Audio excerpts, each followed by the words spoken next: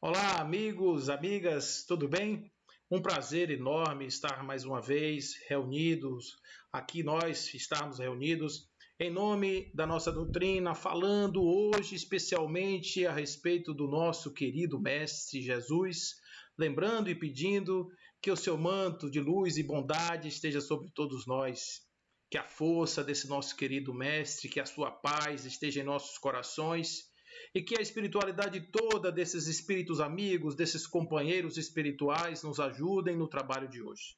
Eu quero aqui agradecer ao convite que foi feito pela Casa Espírita Consciência e Vida, para que nós pudéssemos hoje trazer este tema que é Jesus e a salvação, e podemos conversar um pouco sobre essas duas temáticas, né? O papel de Jesus em nossas vidas como um elemento de salvação.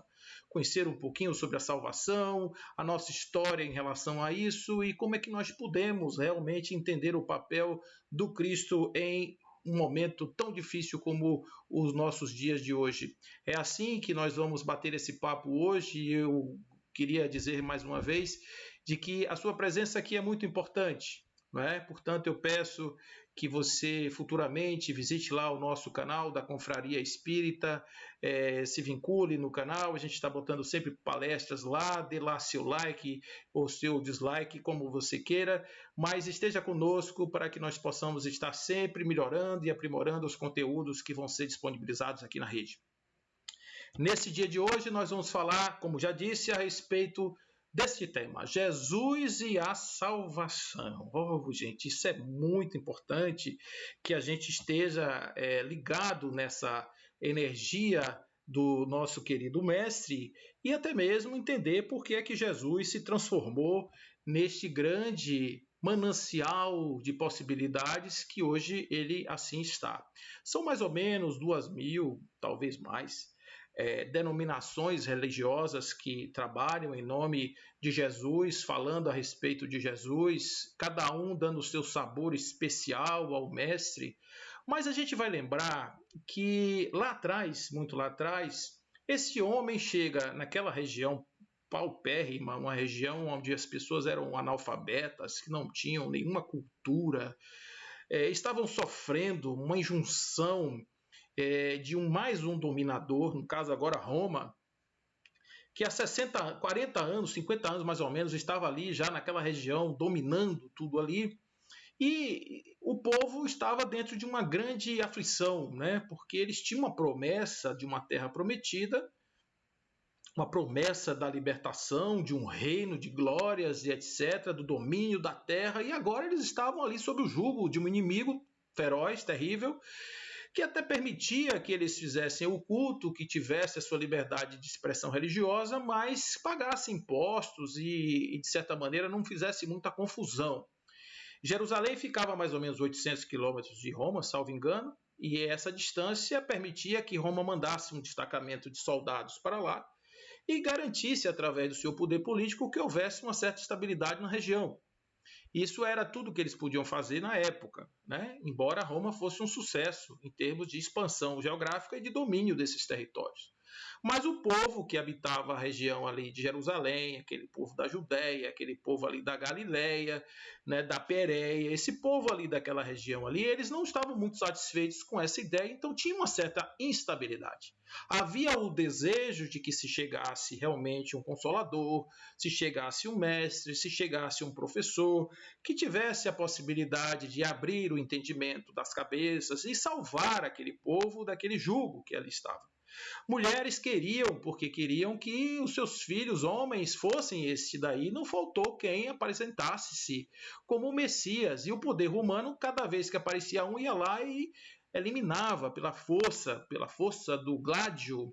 Não é? Eles tinham o jus gládio, eles podiam chegar lá e acabar com a pessoa, crucificava, matava, decapitava, tudo que eles faziam. E muitos que entendiam que o papel do Messias era um papel do revoltoso, do general, do libertador, Muitos que tinham essa ideia fizeram esse papel e foram totalmente destruídos. Quando nasce Jesus, Jesus vai nascer numa situação em comum junto com o outro, que era o seu primo, que se chamava Iocanaan, Ben Zacarias, que depois vai ser chamado de João Batista. João o Batista, João o que batizava, o que mergulhava, o bapta, né, de mergulho.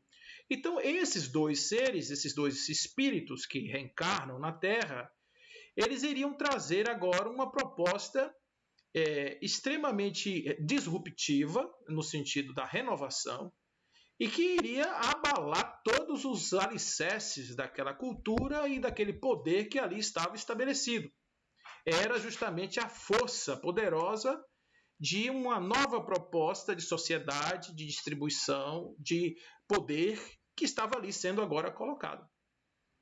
Esses dois indivíduos, cada um no seu papel, vai exercer um determinado tempo da história, a sua influência sobre o povo, vai criar, vai formar prosélitos com esses novos ensinamentos, mas, sobretudo, Jesus, que quando começa a sua trajetória pública, quando ele começa a fazer o seu trabalho público, ele vai trazer algumas coisas que vão ser muito inovadoras em relação ao tempo. Vamos lembrar que a ideia do Deus único não foi uma criação do cristianismo nem de Jesus.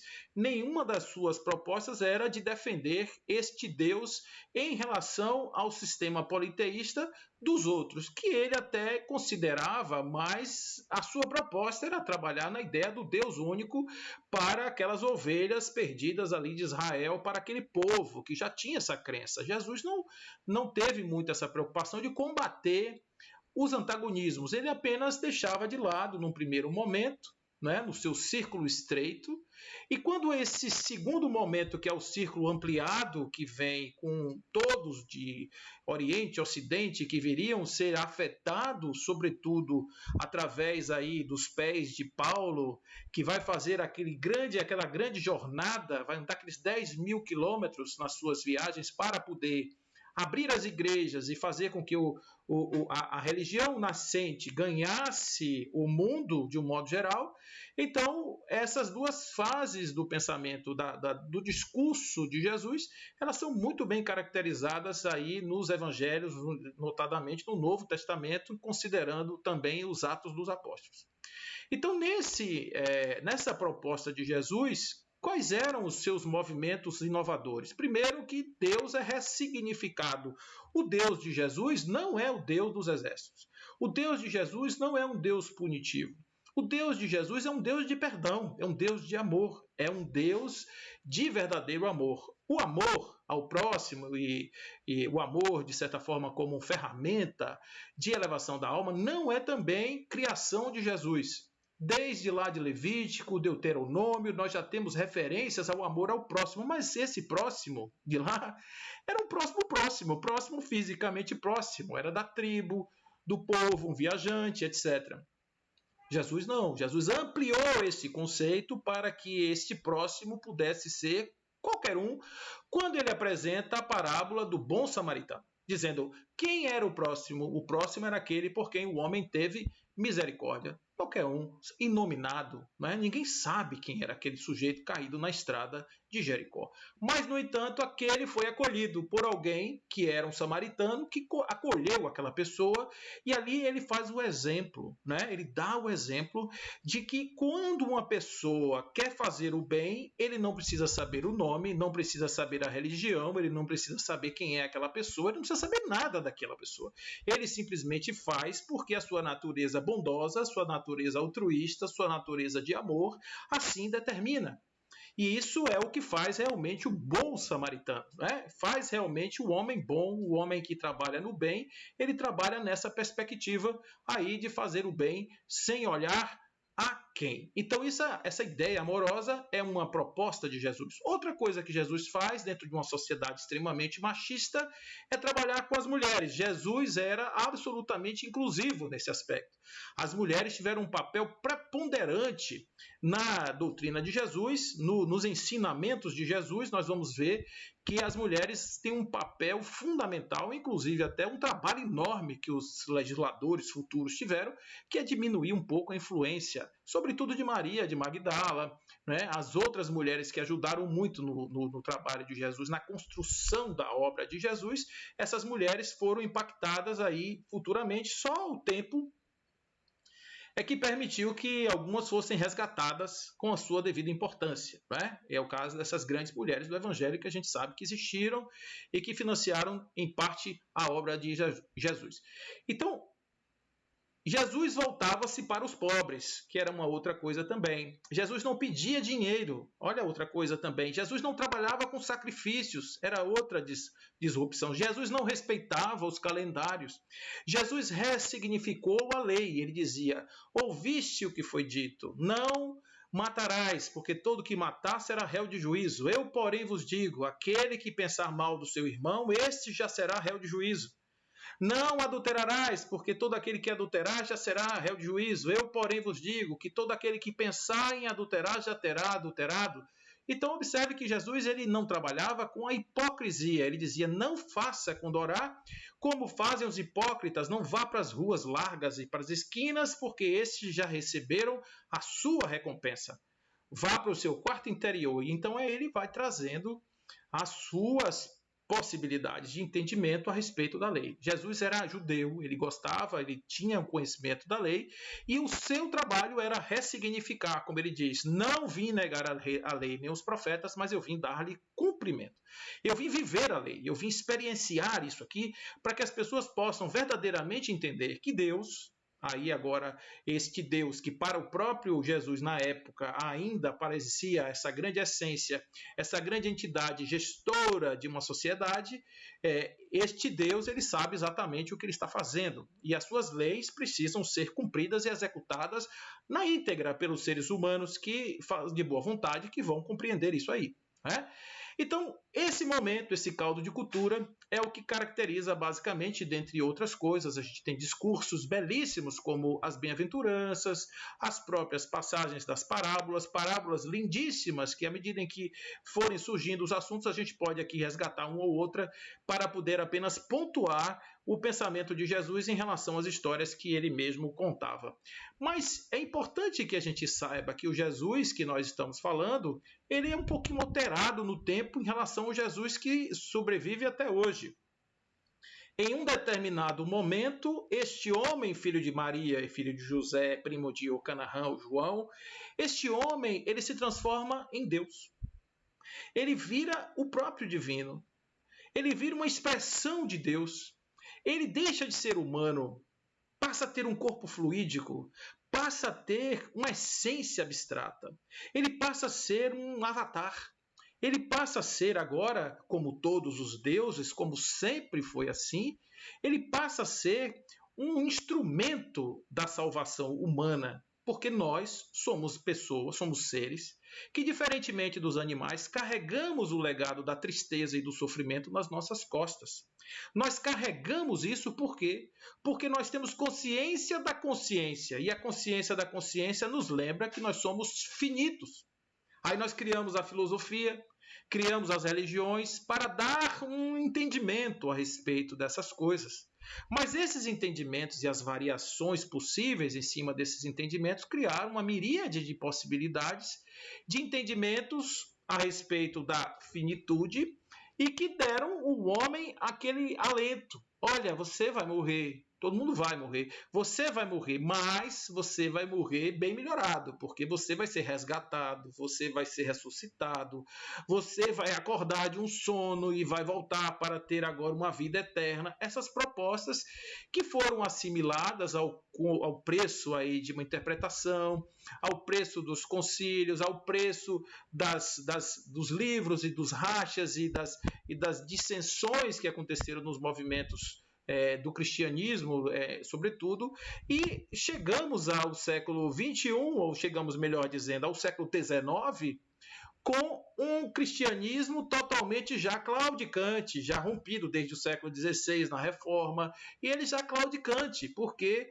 Porque o século das luzes, que é o século XIX, aberto aí as portas dessa iluminação do século XVII, XVIII, quando o homem começa a fazer perguntas à natureza e as respostas não são agradáveis aos temas e os dogmas que estavam estabelecidos pela igreja, então agora nós temos aí uma possibilidade, não é, de surgir algo novo. O que vem surgir aí?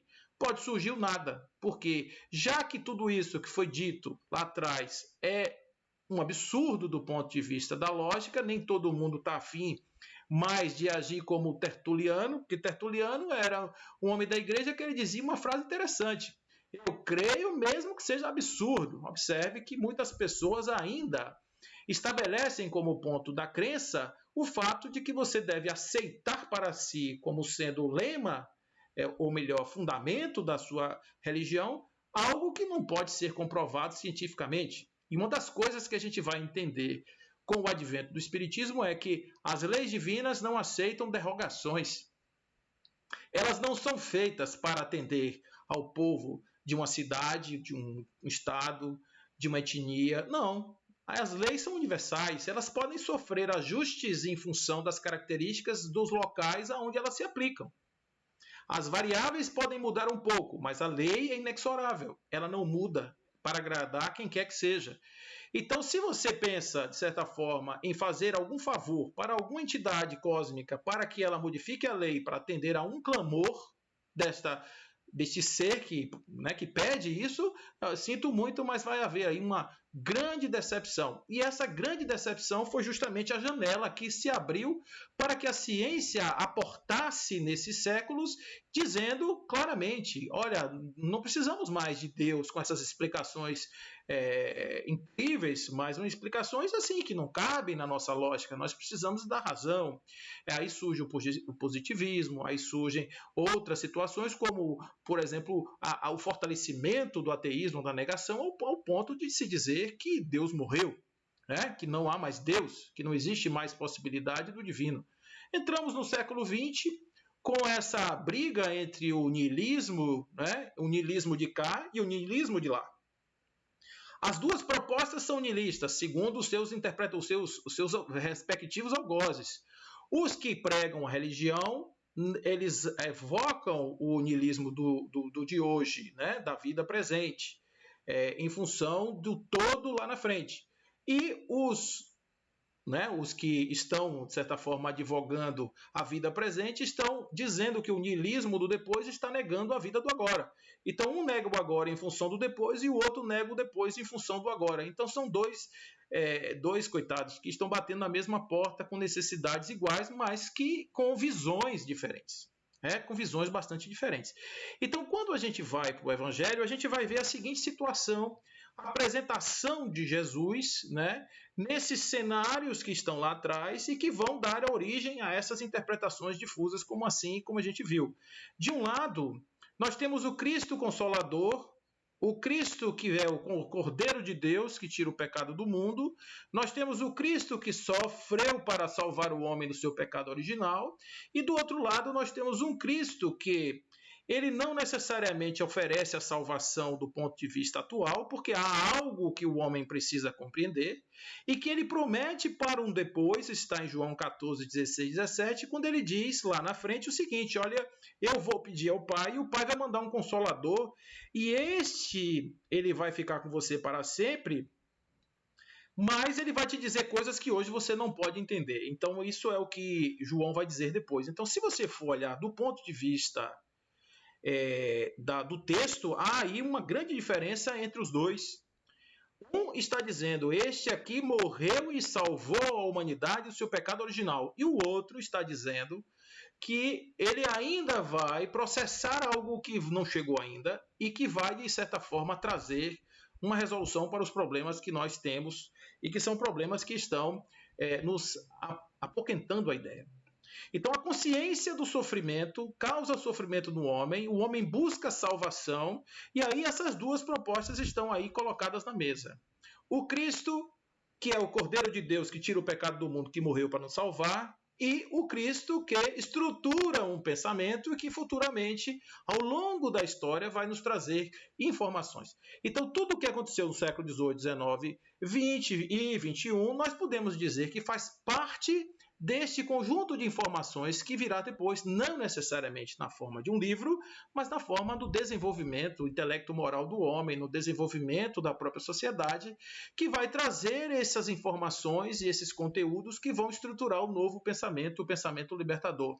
Jesus dizia que o homem se libertava através da verdade, porque a verdade era a unidade do homem com o Pai. O homem só se liberta quando ele consegue vencer o mundo. Vencer o mundo, este mundo ilusório, material, este mundo feito de coisas que nos atraem para determinadas esquinas, pântanos existenciais.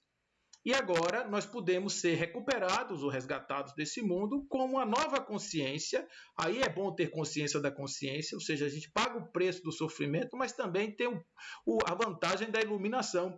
Nós podemos, pelo nosso livre-arbítrio, buscar a iluminação, e a consciência ampliada nos dá a felicidade plena que é prometida pelo reino dos céus.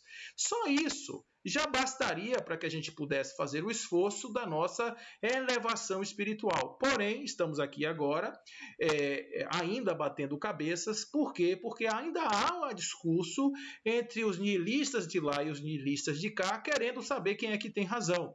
Apostar no depois negando o agora, apostar no agora negando o depois. Né? A gente tem que lembrar de um homem que andava pelas estradas lá e ele sempre escolhia o caminho do meio. Não é nem o negar agora em função do depois, nem negar o depois em função do agora, mas é viver uma vida agora e depois digna e com o pensamento correto e com o direcionamento correto. Eis aí o cristianismo redivivo. O cristianismo redivivo, ele não é cheio de dogma, ele não é cheio de penduricalho, ele não é cheio de salamalex, ele é apenas a doutrina pura do valor e do significado de Deus, do amor, da caridade, da justiça verdadeira e da possibilidade do homem em soerguer-se da sua lama, soerguer-se do seu lodo, do seu charco, para ele poder, então, galgar os espaços da luz celestial.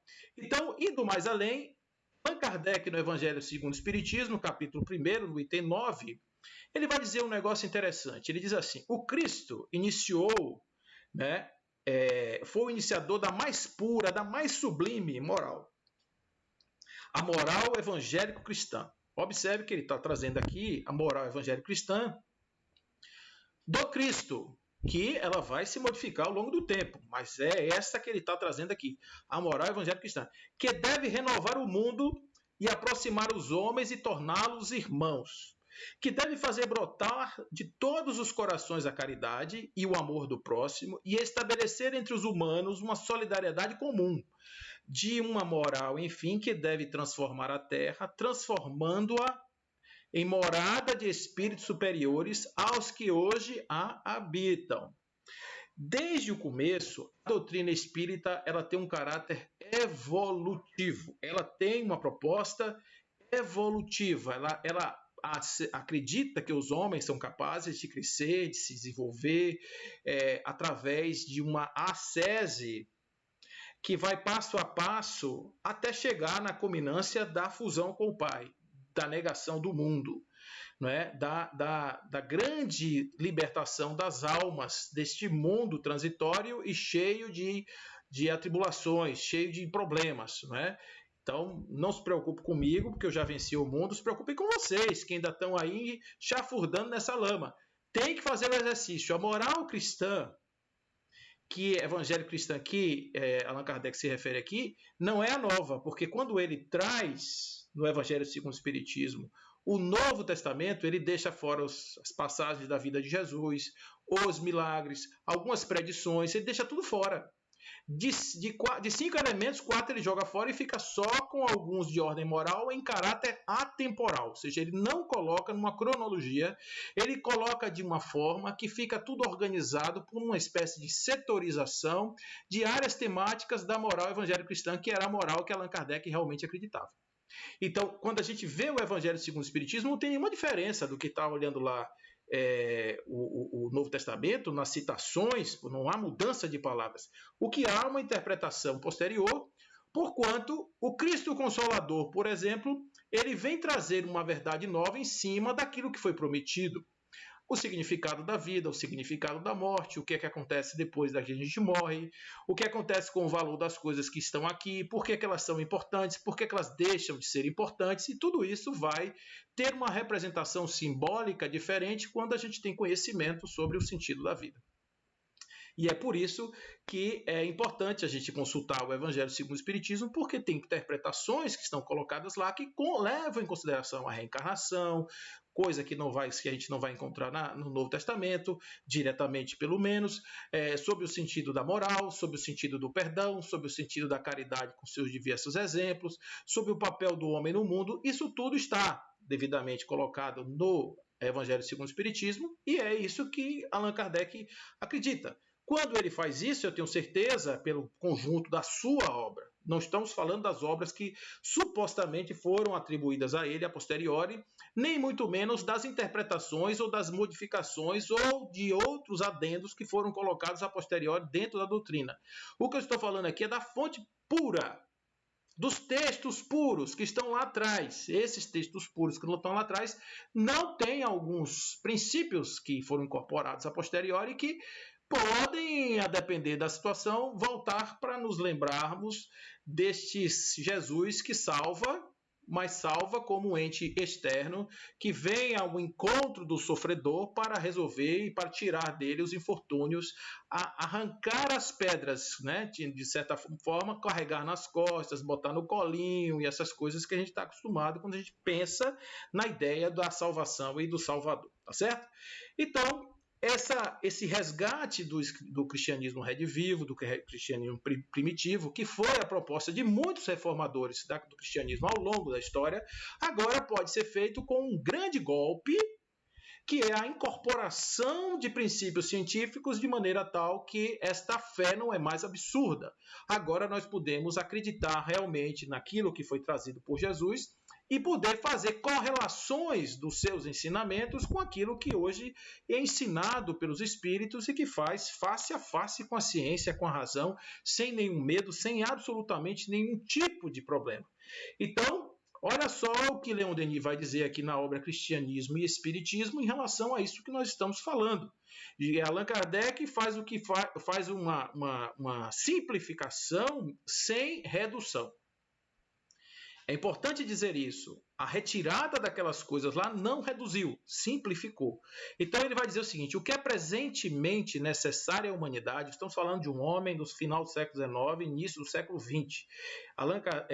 Leon Denis vai desencarnar no mês de abril do ano de 1927. Então nós estamos falando desse homem aí, que viveu final do século XIX e início do século XX. Então ele diz, lá no início do século XX, final do século XIX, o que é presentemente necessário à humanidade não é mais uma crença.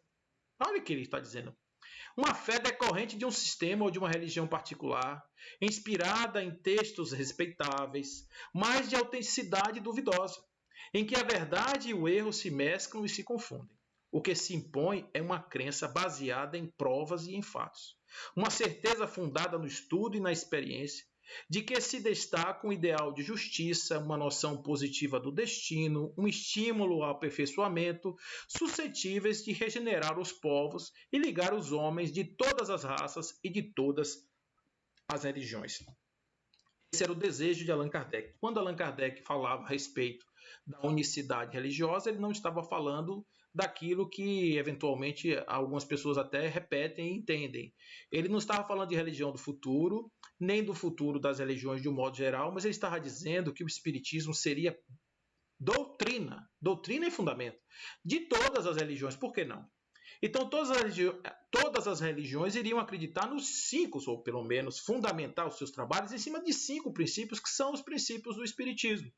A existência de Deus, a reencarnação, pluralidade dos mundos habitados, a comunicabilidade entre vivos e mortos e a imortalidade da alma.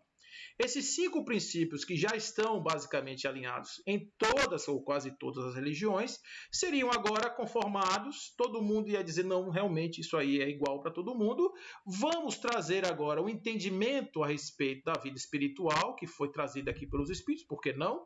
E agregar isso nos nossos dogmas, se assim for necessário, e cada um continue com sua religião. Não era a proposta de Allan Kardec, em momento nenhum, acabar com a religião dos outros, nem de fazer do espiritismo a grande bonitona, porque nós sabemos que a revelação dos espíritos, conforme assim foi dito por João, era para trazer um assentamento de consolação e de salvação para o homem, que viesse, na época correta, trazer coisas que o homem, na época, não podia entender. Agora pode. Agora ele pode entender. Pode entender e ele vai entender quando chega no século das luzes uma ciência de base filosófica que vai dar um pulo na religião. Nós temos essa necessidade de estar sempre olhando a religião de uma forma dogmática, a gente tem a saudade dos tempos do dogma e a nossa tendência de ir para esse lado é muito grande. Então, ainda existem, hoje, mesmo depois de algum tempo, aqueles que pensam que o papel de Jesus dentro da religião, quer seja o catolicismo, quer seja o protestantismo, quer seja essas religiões outras, neopentecostais ou quaisquer outras ramificações do cristianismo, espiritismo, que também é cristão, qualquer uma dessas pessoas que acham que o papel de Jesus é esse papel do Salvador terceirizado. É a política da heteronomia. É aquilo que vem de fora, é aquilo que vem para resolver problema, não é? E que isso é a saudade que nós temos dos tempos idos, quando as religiões tradicionais eram assim, fazíamos sacrifícios para os deuses, nós esperávamos que os deuses resolvessem nossa vida, resolvessem os problemas, a gente depositava na mão dele os nossos problemas e dizia, resolva para mim. Isso é salvador, no sentido daquilo que a gente entende como o pai que tira a gente das enrascadas e etc. Só que a doutrina que chega, que é uma doutrina de razão, de consciência e também de transcendência sobretudo, ela vem de dar uma responsabilidade para o homem, dizer, você é responsável pelo que você faz e você é responsável por se mover de onde você está para onde você gostaria de ir, ou seja, dá a responsabilidade para o homem. Isso faz com que nós tenhamos a possibilidade de encarar agora a nossa vida como uma obra feita por nós mesmos. E aí, qual é o papel de Jesus? Qual é o papel de Deus? Qual é o papel de outras entidades na nossa vida? Não é o papel primais de resolver, mas é o papel de esclarecer, de iluminar, de fortalecer e de conduzir em determinados momentos, por que não? Então, essa é a grande mudança que acontece ao longo do tempo e que, de certa forma, a gente tem que ter o cuidado quando fala de salvação dentro da doutrina, porque salvação não é a cirurgia espiritual, salvação não é o passe, salvação não é somente a oração feita por um terceiro em detrimento de outro. A salvação é, sobretudo, a compreensão de que somos espírito, vivendo uma experiência humana, e que eu estou aqui para elaborar um plano de acesso, de ascensão e de melhoria moral baseado nos critérios do Cristo. O que adianta eu viver como vou dizer aqui, vou usar uma expressão comum, eu viver como um mundano, fazer da minha vida um verdadeiro, uma confusão, viver na minha vida como se fosse não ter amarras morais. E de repente agora que eu estou colhendo os frutos desse sarçal, desses espinhos, eu agora vou simplesmente dizer, não, agora me socorra. Tudo bem, isso a gente faz com o papai, a gente faz com a mamãe quando a gente é criança.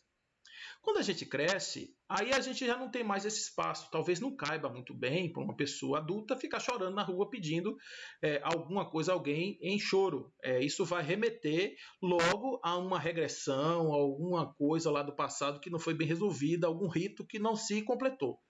Mas agora nós estamos aí falando de uma maturidade emocional espiritual que deve vir com o homem para trazê-lo à condição daquele que resolve seus problemas e que ilumina a sua própria alma. Não é verdade isso? Então, isso é que faz o espiritismo ser uma doutrina religiosa diferente. Tem a transcendência, tem a busca de Deus, tem a oração, por isso, tecnicamente, é uma religião, mas não tem dogmas, não tem amarrações, nem dependências, não tem heteronomias, tem autonomia através do autoconhecimento e do empoderamento a partir da certeza das potências que carregamos em nossas almas. Tá bom? Então, isso é o que nós temos de doutrina. Então, Olha só como é que Jesus apresenta Consolador. Ele diz: vinde a mim todos vós que estáis cansados, e eu vos aliviarei. Tomai sobre vós o meu jugo, e aprendei sobre mim, que sou manso e humilde de coração. Vamos parar aqui só um minuto para a gente pensar. Tomai sobre vós o meu jugo. Pegue essa minha cruz que eu carrego aqui agora, porque ser Jesus não era fácil. Viver o que Jesus viveu não era fácil. Pegue essa cruz que eu carrego e carregue. Bate nas suas costas aí. Né? Quando Salomé pergunta a ele a respeito dos dois filhos, posso botar um filho meu à direita e posso botar um filho meu à esquerda? Não é? Tiago e João, posso botar um à direita e uma à esquerda? Ele disse assim: vocês estão dispostos a beber do cálice que eu hei de beber? Então tomai sobre vós o meu jugo. Viva a vida que eu vivi. Negue o mundo. Enfrente os maiorais. Assuma a sua posição de fé. Vá em direção aos desafortunados e aprendei sobre mim, que sou manso e humilde de coração. Veja que mesmo fazendo tudo isso, eu não me tornei uma pessoa egoísta, não me tornei uma pessoa vaidosa, não acho que sou mais do que ninguém. Para ser o maior, eu tenho que ser o menor, eu tenho que servir, eu tenho que ser o serviçal para poder ser o maior. Quando você chegar numa festa, sente no último lugar, para que o dono da festa venha te tirar de volta, porque se você sentar no primeiro e o cara te mandar de volta lá para o último, isso vai ser uma desonra terrível para você. Então, o maior é o que serve. Então, ele aprenda de mim, que sou manso e humilde de coração, e encontrareis refúgio para as vossas almas. Ou seja, neste mal do mundo não me causou mal. Então, se o mal do mundo não me causa mal, se você estiver no meu papel, vista a minha roupa, e você vai ver o quanto eu consegui vencer isso. Olha como isso é importante, gente.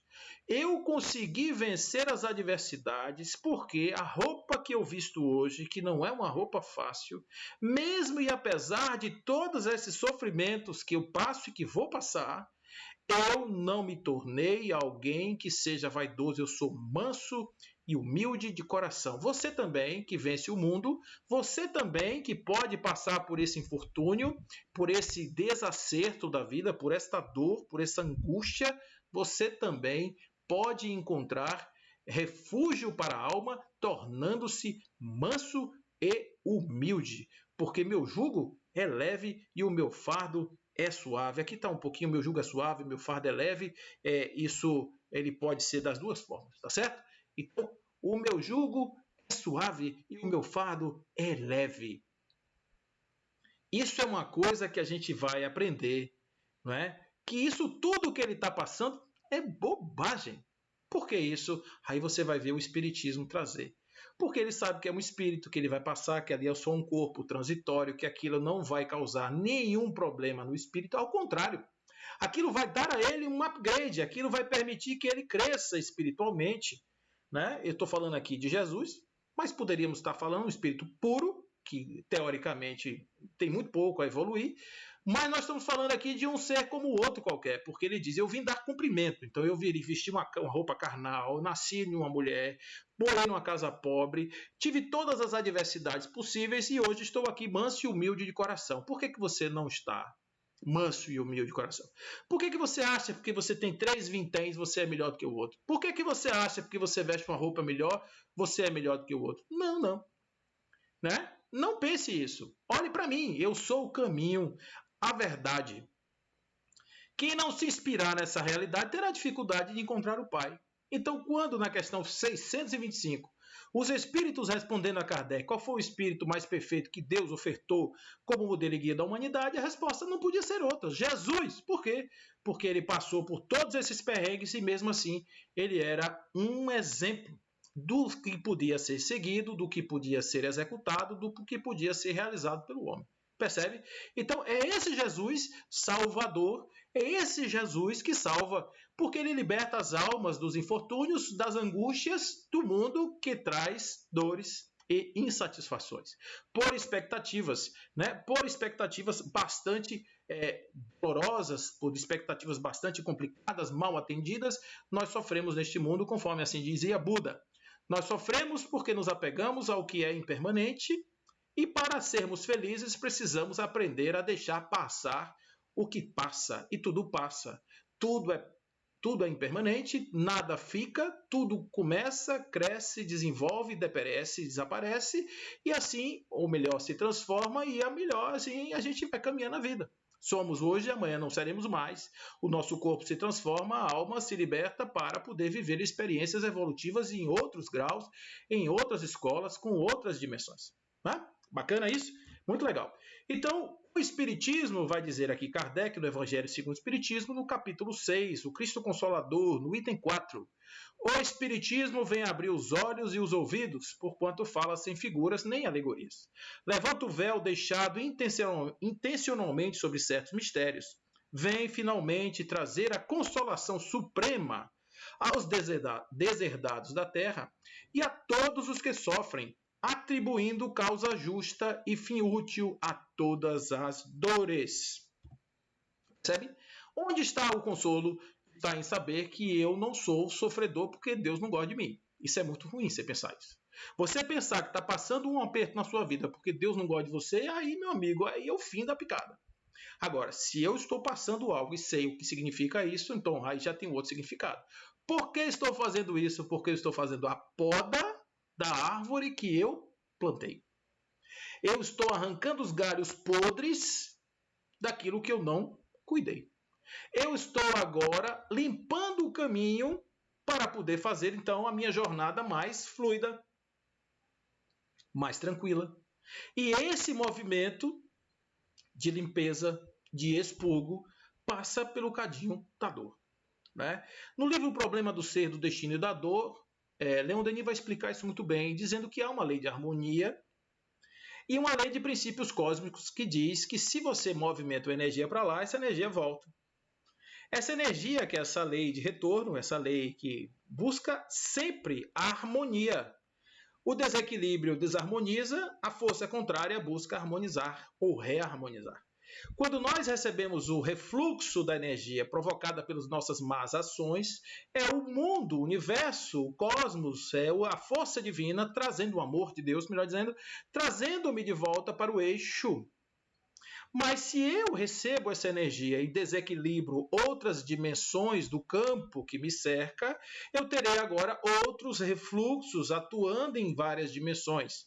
Você imagina um pobre ser que não tem conhecimento, que não tem preparo espiritual, recebendo pancada de todos os lados. Ele sucumbe porque ele não tem a orientação. Ele vai achar que a vida dele realmente é muito ruim.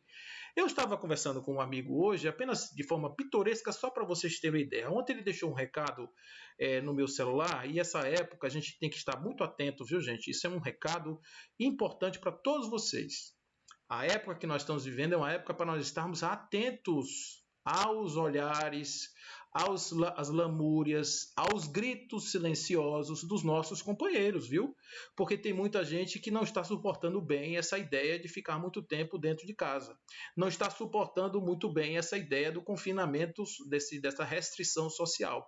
E por esse motivo estão deixando exacerbar-se determinados problemas, dilemas, conflitos que estão aparecendo de forma muito, muito interessante. Então ele me ligou ontem e no celular chorava bastante. Já é um homem com mais de 50 anos e ele dizia que a vida dele estava muito complicada e que ontem, especialmente, ele estava muito mal. Tentei falar com ele de volta, tentei retornar a ligação, não consegui. Hoje pela manhã eu consegui falar com ele e tal, e ele tinha um problema no seu computador. Observe que o problema do computador na hora errada virou um grande drama pelo seguinte: porque ele, no seu infortúnio, ele precisa do computador para trabalhar, sem o computador ele não produz, sem a produção ele não consegue realizar as coisas da sua casa.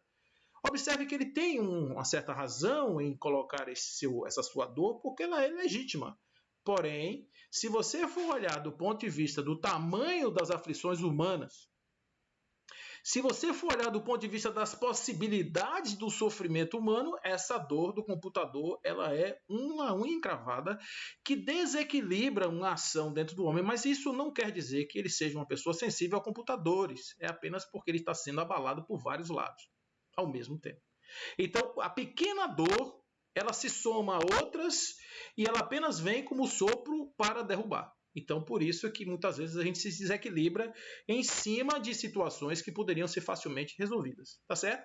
Então, a gente tem que ficar muito atento a isso. Quando eu digo isso, eu estou dizendo que agora, quando você compreende a lógica dinâmica do universo que quer te ajudar, aí você fica mais tranquilo. Você diz o seguinte, ó, o que está acontecendo aqui é uma colheita, seja o que Deus quiser. Eu me entrego aos desígnios de Deus, vou fazer de tudo para sair disso, incólume, e vou fazer a minha parte. O que é a minha parte? Se eu tiver feito algum tipo de desequilíbrio lá atrás, eu procuro reparar. Se eu, por acaso, criei algum desconforto com alguém, eu procuro reconfortar. Se eu tiver qualquer situação de desequilíbrio, eu procuro reequilibrar. Então, eu tenho que ir lá atrás, rever, eu tenho que olhar para trás. Porque, com certeza, o que eu estou colhendo hoje, eu plantei aqui atrás. Então, se eu não olhar para trás e ficar só para frente, eu me vitimizo e vai sofrer um bocado. Aí é que vem, o que vai acontecer comigo quando eu morrer, por exemplo? Bom, eu vou para o céu ou vou para o inferno? Não. Eu vou para onde minha consciência mandar. Então, se eu sei disso, eu vou cuidar da minha consciência. Se eu cuido da minha consciência, certamente eu estarei bem. Então, eu vou cuidar da minha consciência. Isso não é consolo? Claro que é. Não é? Eu não sou mais uma vítima colocada para lá e para cá em função das deliberações de outros. Da mesma forma que a salvação não é através da heteronomia, a condenação também não. Ninguém me julga.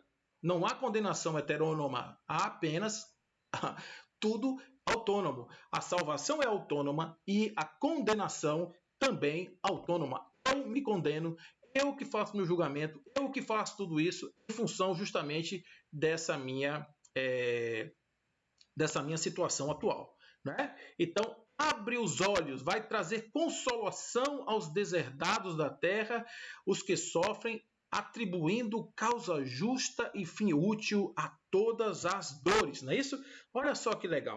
Prosseguindo, há uma recomendação de Allan Kardec no Evangelho segundo o Espiritismo que duas energias, na verdade, essa mensagem não é nem de Allan Kardec, isso aqui é do Espírito de Verdade, vindo através, claro, de Allan Kardec nesse capítulo 6, no item 8, o Espírito de Verdade, esse grande mentor do trabalho do Espiritismo, ele vai dizer o seguinte: olha só que coisa ele diz assim, todos os espíritos sofredores compreender esta verdade, em vez de clamarem contra as suas dores, contra os sofrimentos morais que neste mundo vos cabe em partilha. Compreender esta verdade. Qual é a verdade? A verdade é que nós somos os legatários das nossas próprias construções e que o objetivo das nossas dores é redimirmos-nos diante da lei, diante dessa lei de harmonia, para que possam se harmonizar os caminhos e eu possa prosseguir a minha viagem de maneira absolutamente tranquila e sem nenhum problema. Tá certo? Então isso faz com que a gente tenha realmente essa possibilidade. Olha que coisa legal, né, gente? Que coisa bacana isso. Muito show de bola essa possibilidade aí que a gente tem em nossas construções. Então, mais além ainda um pouco, né? Kardec, no Evangelho segundo o Espiritismo, no capítulo 15, agora, no item 5. E para que não haja equívoco sobre a interpretação do amor de Deus e do próximo, acrescenta: e aqui está o segundo mandamento, que é semelhante ao primeiro, isto é, que não se pode verdadeiramente amar a Deus sem amar o próximo, nem amar ao próximo sem amar a Deus. Eu quero parar nisso aqui para a gente fazer uma análise a respeito desse ponto, que é muito importante e que faz uma diferença incrível, amigos, neste nosso pensamento. Quando nós temos essa mensagem que está aqui, né, dizendo que eu não tenho como amar ao próximo sem amar a Deus e não tenho como amar a Deus sem amar ao próximo, o que é que nós estamos dizendo? Não é que haja dois níveis amorosos, mas que aqui no Espiritismo nós estamos falando de que uma compreensão alargada a respeito de Deus e do ser precisa ser dada em campo, precisa aparecer. Se eu não tiver a compreensão de quem é o outro, quem é o próximo e quem é Deus, eu não consigo fazer aquilo que a doutrina vai nos apresentar como sendo a única forma possível de salvação, que é a caridade. A caridade não no sentido trivial, no sentido da doação simples, a movimentação de objetos materiais. A caridade no sentido da compreensão do sujeito, da abnegação. Abnegar-se é negar-se a si, negar-se dentro do caminho, é ser disposto, é ser altruísta, é compreender a necessidade do outro, sentir a necessidade do outro. Então, para que isso possa acontecer, é preciso que haja um amor. E que amor é esse? Aquele amor que foi proposto por Jesus. Amar a Deus sobre todas as suas forças, com todas as suas forças, com entendimento, todas as coisas, acima de tudo. Amar a Deus. E ao próximo como a você. Mas este amor a Deus acima de todas as coisas e ao próximo, ele vai dizer aqui, não se pode amar a Deus sem amar o próximo. É um amor único. Ou seja, se eu consigo amar a Deus, e entendendo Deus como essa energia suprema que em tudo se manifesta, eu consigo amar o outro, porque o outro é uma manifestação de Deus, assim como eu. Como é que eu vou amar a Deus e não vou amar o outro, que é uma emanação de Deus? Como é que eu vou amar uma emanação de Deus e não vou amar a Deus? Percebem onde está isso aqui? Então, para que haja o exercício amoroso deste próximo da caridade desinteressada, caridade moral ou material, eu preciso estar imbuído de que o que me move em direção a esse indivíduo não é aparecer na rede social como uma pessoa boa, legal, etc., gente fina. O que me move é o interesse em dar vazão ao meu amor por aquele lá. Ele não me interessa quem é. Eu quero saber apenas que o meu amor é aquilo que me move em direção ao outro. Percebe por que salvação é amorosa? A salvação é amorosa porque o grande indicador da salvação é o desapego amoroso. É o amor que se expressa, o amor em movimento. A caridade é um amor em ação. Não é? Então, quando esse amor em ação está atuando verdadeiramente, significa dizer que o indivíduo que é beneficiado é amado por aquele que ajuda. Então, este que ama alguém que está caído no chão é uma alma digna de ser colocada como alguém que cresceu espiritualmente. O egoísmo, a vaidade, o orgulho não permitem isso. E os indivíduos que estão presos nesses sentimentos atávicos, eles não conseguem crescer. E a caridade, observe, é o exercício para ir ao encontro do outro. É o exercício para se livrar do egoísmo, da vaidade, para ir ao encontro do outro através de uma ação amorosa, uma ação imbuída de amor, que possa levar esse indivíduo com força em direção a esse companheiro que se encontra aí na estrada. Isso é muito importante para a gente ver. Então, só finalizando, logo, tudo que se faça contra o próximo, o mesmo é fazê-lo contra Deus. Olha aí o que nós estamos falando. Quando eu atuo contra alguém, eu estou atuando contra Deus, porque este alguém é uma manifestação de Deus. Eu não posso amar a Deus sem praticar a caridade para com o próximo. Todos os deveres do homem se resumem nesta máxima. Fora da caridade não existe salvação. Fora do entendimento do divino, fora do amor incondicional a Deus, não existe possibilidade de amar o próximo. Por quê? Porque eu não conseguindo enxergar a Deus e sentir por ele essa energia amorosa, eu não vou ter pelo próximo, que é uma emanação de Deus. Observe que quando eu estou me relacionando ainda no ego, eu tenho diferenças com os amigos e os inimigos, e assim também tenho com Deus. Muitas pessoas acham que Deus não é bom, que Deus não faz as coisas que eu peço, etc. Fica meio zangado com ele. Assim também eu fico com os encarnados. Eu fico também com, às vezes, alguns desencarnados. A gente cria as animosidades em função dessas anfractuosidades do ego. Mas no momento em que eu resolvo isso e eu me dedico a esse amor, a esta grande energia cósmica, todas as suas manifestações serão amadas por mim, porque é a mesma coisa, é o mesmo amor. Isso não tem que ficar fazendo muita digressão, perdendo tempo com isso, porque na verdade isso é uma coisa que já está tão disseminada, agora muito pouco ainda trabalhado dentro dos estudos, tá? Então é isso que eu estou dizendo, trabalhar o exercício desse amor, dessa compreensão do divino e dessa responsabilidade da autonomia é algo premente nos nossos estudos e nos nossos grupos de autoconhecimento. A verdadeira salvação, conforme vai dizer aqui Leon Denis no Cristianismo e Espiritismo, no capítulo 10. O homem possui todos os elementos da sua grandeza futura, em progressão crescente, verá ele manifestarem-se em torno de si, em todas as coisas, propriedades, qualidades que ainda lhe são desconhecidas. Olha aí Leon Denis dizendo isso. A potência do homem aprenderá a conhecer potências, forças cuja existência nem sequer suspeita, porque não há possibilidade de relações entre elas. E o organismo imperfeito de que dispõe atualmente aprenderá a conhecer potências, forças cuja existência nem sequer suspeitas, porque não há possibilidade das relações entre elas e o organismo imperfeito. Essas potências não estão se manifestando porque o corpo não está deixando. É um corpo duro, é um corpo ainda de sensações, é um corpo ainda que tem os seus desafios. Vencer isso aqui é difícil, mas a gente consegue, porque nós já trazemos dentro de nós as potências. Isso é importantíssimo, né? Repetir nunca é demais. Olha, um caroço de manga só produz mangueiras. E as mangueiras só produzem mangas. Por quê? Porque no caroço da manga já existe uma mangueira potencial e já existem mangas em potencial. Se assim não houvesse, não haveriam nem mangueiras, nem mangas. Uma semente ou uma muda de bananeira não produz mangas, porque na semente das bananeiras não existe potência de manga.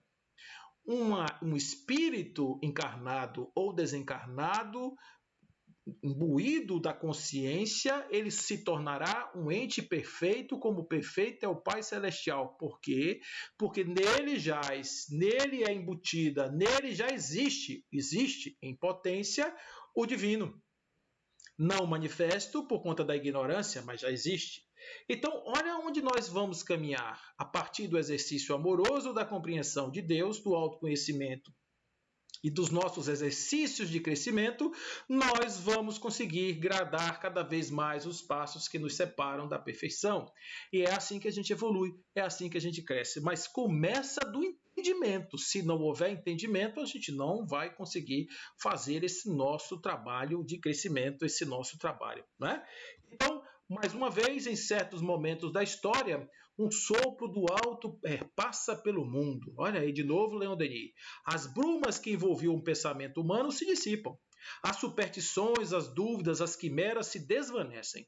As grandes leis do destino se revelam e a verdade reaparece. Felizes, então, os que sabem reconhecer e agasalhar. Por isso nós temos aqui um chamado que nós não podemos deixar de lado. O Cristo nos chama nesse momento, através de uma mensagem de Erasto, no Evangelho segundo o Espiritismo, no capítulo 1, no item 10, ele diz assim: cristãos, voltai para o Mestre que quer vos salvar. Né? Então, voltai para o Mestre que quer vos salvar ou vos quer salvar. Jesus espera por nós. Jesus espera que nós tenhamos a possibilidade de acreditar nas suas mensagens, acreditar no seu potencial consolador e assim transformarmos nossa vida em um grande manancial de beleza, de amor, de luz e de paz e tranquilidade, acabando grandemente os nossos sofrimentos. Eu gosto muito dessa expressão do Espírito de Verdade, deste trecho, quando ele diz assim: bebei na fonte viva do amor e preparai-vos cativos da vida, para lançar-vos livres e alegres no seio daquele que vos criou fracos, para vos tornar perfectíveis.